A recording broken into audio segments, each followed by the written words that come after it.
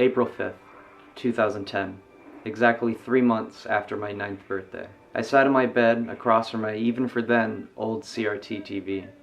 My brother despised the show even though it hadn't even come out yet. To be fair, the commercials leading up to the premiere were pretty annoying.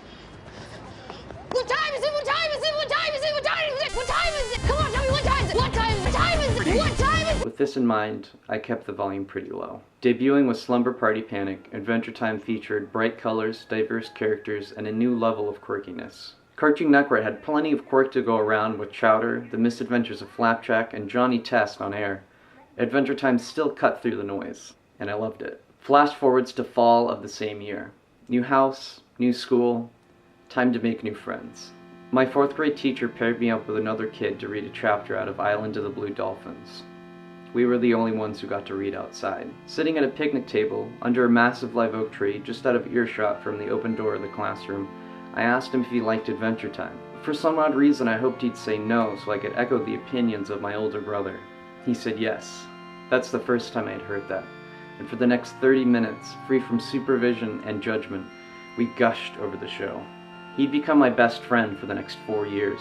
We started an Adventure Time fan club together that only we were in, because we were the only ones who could answer the extremely obscure initiation questions. On Halloween, the both of us dressed up as Finn and we fought over whose costume was better. We used the early season's weird and forced catchphrases like schmauzow and slamacow unironically. The show practically embodied our friendship. On my own, I followed anything and everything Adventure Time related religiously. From watching The Leak of Incendium weeks before it came out, the Nickelodeon original short, all the way into Pendleton Ward's side project, Bravest Warriors. I pre-ordered the first compilation DVD, watching it over and over to the point where I could recite 2 of my favorite people off the top of my head verbatim. I got each issue of the Adventure Time comic from 2012 to 2016 every single month. I bought a record of all of Marceline's songs, even when I could just rip them all for free off of YouTube. All of my memorabilia built up into only what can be described as a shrine in the corner of my room, which you can actually see in the background of some of my older videos.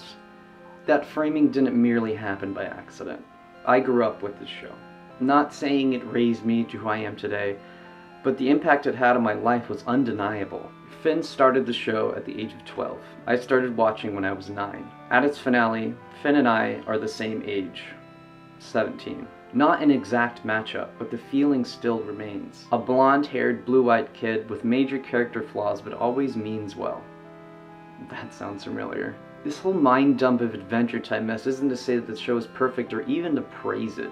It's to remember the back then.